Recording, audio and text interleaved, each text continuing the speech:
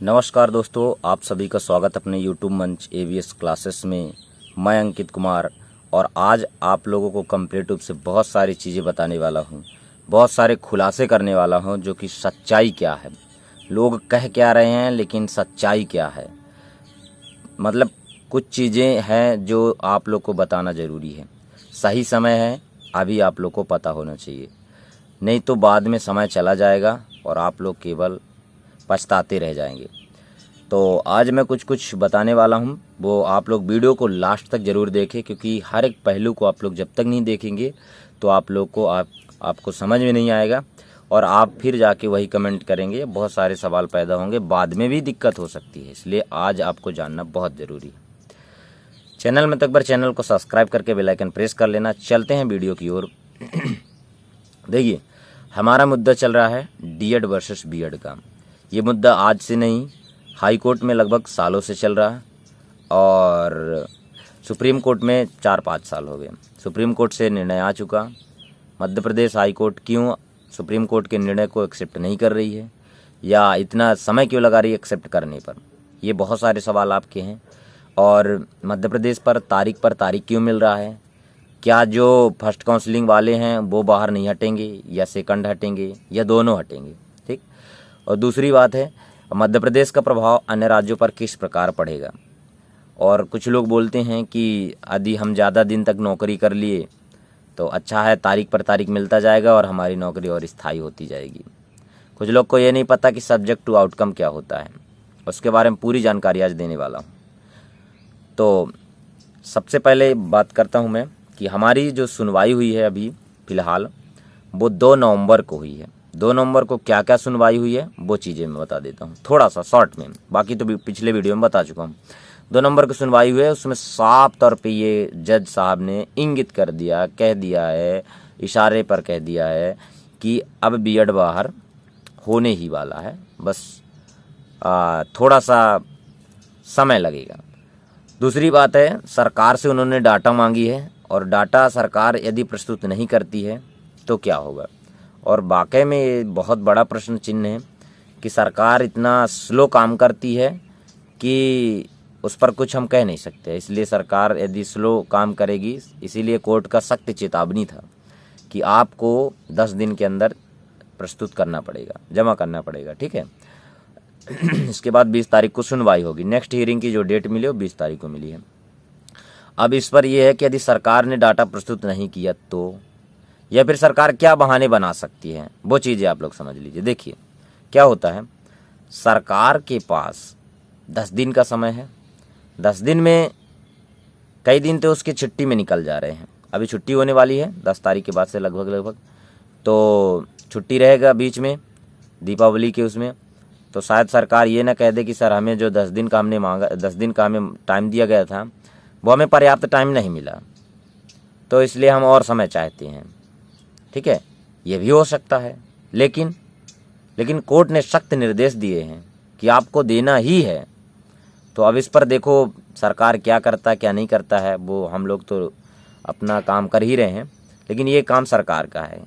वो क्या करता है क्या नहीं करता है, ये चीज़ें सरकार ही डिसाइड करेगा। ठीक है।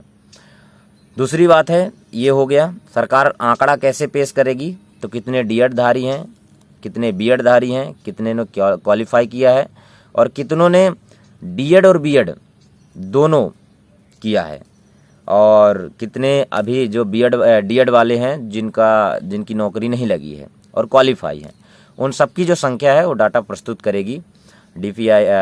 सरकार जो है, दोनों विभाग मिल करके, जनजाति और डीपीआई दोनों जाके और एक सरकार की तरफ से डाटा प्रस्तुत करेंगे। ठीक है, ये चीज़ें हो गई। तो 20 तारीख को क्या क्लियर हो सकता है, ये सबसे बड़ा सवाल है। तो देखिए 20 तारीख को यदि सही तरीके से सरकार डाटा पेश करके और कंप्लीट कर देती है तो 20 तारीख को सुनवाई में द एंड हो जाएगा, बीएड का द एंड। ठीक है। लेकिन यदि नहीं की, या कुछ उस पर सरकार ने ही कुछ वो गड़बड़ी कर दी, तो उस पर कार्रवाई होगी सरकार के ऊपर, लेकिन डेट भी मिलने के चांस हो सकते हैं, लेकिन कार्रवाई होगी। तो इसलिए चांसेस यही है कि डेट नहीं मिलेंगे, ये कंफर्म है। यदि जब तक सरकार ही गड़बड़ी न कर दे तब तक बाकी सब चीज़ें सही चल रहा है। डीएड समिति अब क्या कर रही है, आगे क्या करेगी, तो आप लोग को मैं बता दूं कि आप लोग एकदम से तैयार हो जाएं, सतर्क रहें, क्योंकि आपको किसी दिन भी आपके डाटा प्रस्तुत करने के लिए मांगे जा सकते हैं। पहला मैं आपको हिंट दे दिया।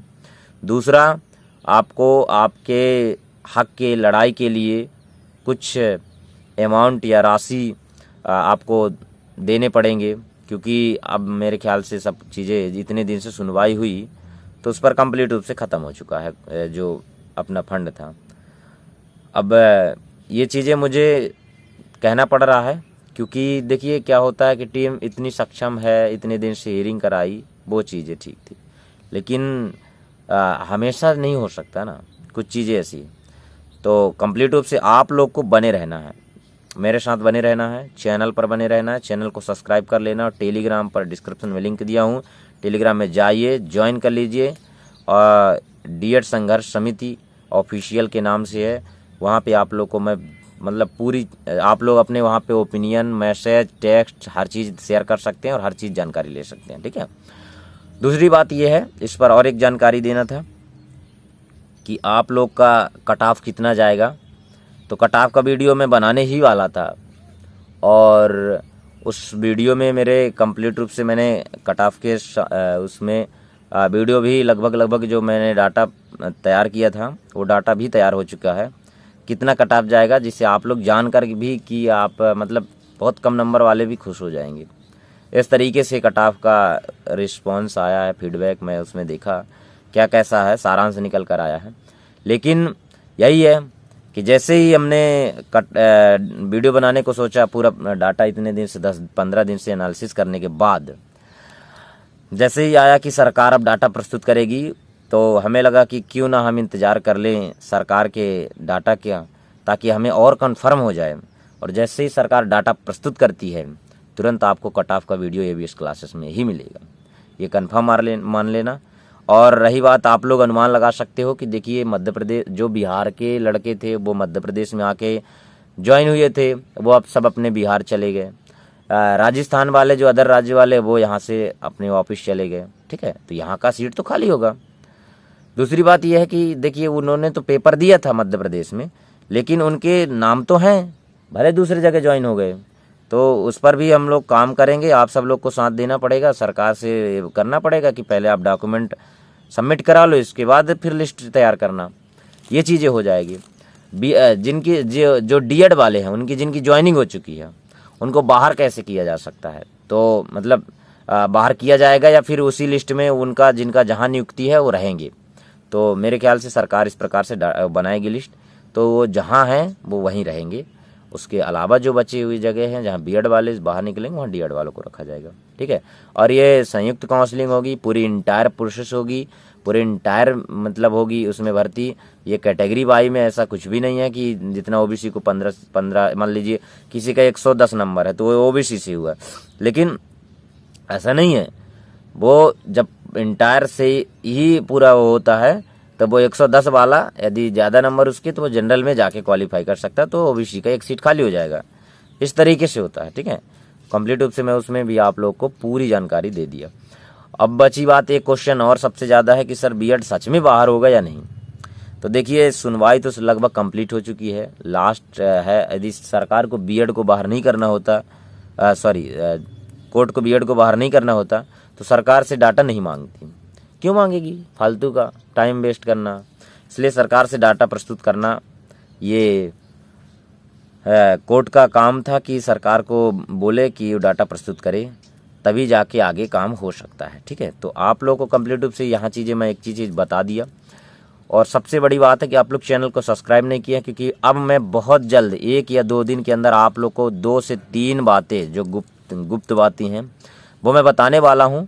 और क्या है कि मान लीजिए बीएड तो बाहर हो गया, लेकिन नौकरी किनको मिलेगी, डीएड में किनको नौकरी मिलेगी, या कौन कौन ऐसे कैंडिडेट हैं जो डीएड वाले हैं केवल उनको नौकरी मिलेगी बीएड के जगह में, हर एक को नहीं मिलेगी, ये क्यों नहीं, और हर एक को मिलेगी ऐसा क्यों नहीं हो सकता। तो इसके संबंध में मैं बताने वाला हूँ, क्योंकि बहुत बड़ा खुलासा होने वाला है। ये ध्यान रखना। सब लोग चैनल को सब्सक्राइब कर लो, क्योंकि अब मैं 1 से 2 दिन के अंदर ही जल्द मैं वीडियो बनाने वाला हूँ और उस पर बताने वाला हूँ। सारी जानकारी आप लोग को पता चलेगी कि किन को नौकरी मिलेगी, बीएड बाहर होने के बाद किन को नौकरी मिलेगी। हर डीएड वाला जो चुप है, 102 नंबर 105 नंबर पाया है ओबीसी से या जनरल से, और आज 1 रुपये तक फंड नहीं किया, उसने केस पर कोई संबंध नहीं रखा, कोई मतलब नहीं रखा कि लड़के लड़ रहे हैं तो वो जीतेंगे और जीतेंगे तो हमको मिलेगा, ये वहम छोड़ दो। इस चीज़ को ध्यान रखना। आपके 105 नंबर धरे के धरे रह जाएंगे, 104 वाले का भी हो जाएगा। इसलिए डीएड समिति से आप जुड़ जाइए। मैं आखिरी बार कह रहा हूँ कि जब तक आप जुड़ोगे नहीं तब तक आपको, क्योंकि हर एक चीज़ पब्लिक प्लेटफॉर्म पर नहीं बताया जा सकता। आप टेलीग्राम पर जुड़ेंगे, वहाँ से आप लोग को व्हाट्सएप पर वेरीफाई ग्रुप में जुड़ जाएंगे और आपको वहाँ जानकारी मिलेगी और आपकी डाटा प्रस्तुत हो जाएगी। आपसे हम डाटा लेंगे, आपका मार्कशीट जो होगा वो हम लेके आगे का प्रोसेस करेंगे।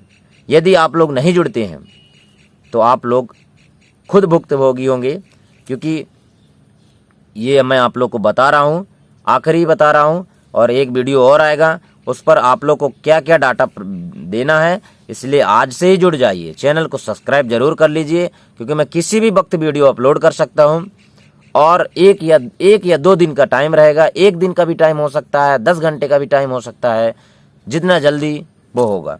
तो ये चीज़ें पूरा आप लोग कंप्लीट करके रखिएगा। जल्द आप लोग का पूरा डाटा लिया जा सकता है या किन को नौकरी मिल सकती है। बीएड बाहर होने के बाद भी डीएड वालों को, अच्छे नंबर वालों को भी नहीं मिल पाएगी। क्यों? क्योंकि आप लोग जब तक दूर रहोगे टीम से तो आपको कुछ नहीं मिलने वाली। इसलिए यदि आप लोग सही समय पर जुड़ जाओगे तो आपको ज़रूर मिलेगी। बाकी चीज़ें जो थी आगे मैं नेक्स्ट वीडियो पर बता दूंगा, लेकिन हर चीज़ें मैं एक चीज़ें आप लोग को बता दिया हूँ। आप लोग चैनल को सब्सक्राइब कर लीजिए, ज़्यादा से ज़्यादा वीडियो को शेयर कर दीजिए और टेलीग्राम का लिंक दिया है डिस्क्रिप्शन में, जाके ज्वाइन कर लीजिए। और भी सारे जितने आपके क्वेश्चन हैं आप जाके मुझे इंस्टा पर फॉलो करके वहाँ पे आप मुझे क्वेश्चन कर सकते हैं। मैं आप लोग को ज़रूर वहाँ पे जवाब देने की कोशिश करूँगा। जल्द ही मैं 1 या 2 दिन के अंदर लाइव आऊँगा। लाइव में सारी जानकारी, आपके हर डाउट क्लियर हो जाएंगे। अभी मैं फ़िलहाल दूसरे जगह हूँ और आप लोग को यहाँ से भी जानकारी दे रहा हूँ। मैं हूँ फ़िलहाल अभी तो जबलपुर में ही हूँ, लेकिन क्या कर रहा हूँ क्या नहीं कर रहा हूँ वो चीज़ें आप लोग को बताने की बात नहीं है। और मैं लगातार संपर्क पर हूँ। मुझे कोई ये ना बोले कि सर आप मतलब समिति से दूर हो, क्या हो कि समिति से पास हो, ऐसा कुछ भी नहीं है। हम लगातार कार्य कर रहे हैं। सब हमारी डीएड समिति वाले पूरा एक्टिव तरीके से कार्य कर रहे हैं। ठीक है, मिलते हैं नेक्स्ट वीडियो पे। वीडियो कैसा लगा लाइक करके दोस्तों शेयर जरूर कर दीजिएगा और चैनल में तक बार चैनल को सब्सक्राइब जरूर कर लेना। धन्यवाद।